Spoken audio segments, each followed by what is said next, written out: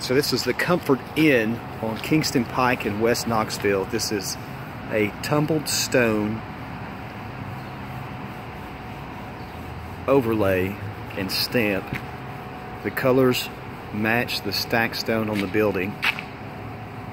This is the concrete tumbled stone, dyed to match the front elevation of the hotel.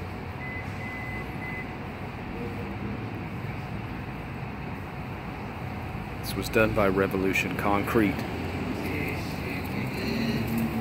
This on me. This on me.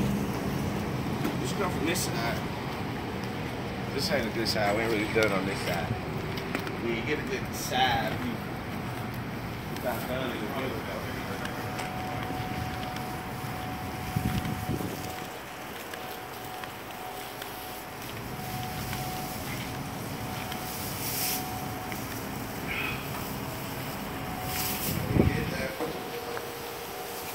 We cut all these lines and hammered the edges to create a tumbled stone look, and then dyed the stones to match the stacked stone.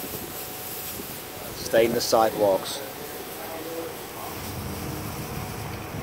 Obviously you want to mask the doors so you don't splatter dye. This turned out fantastic. It's beautiful.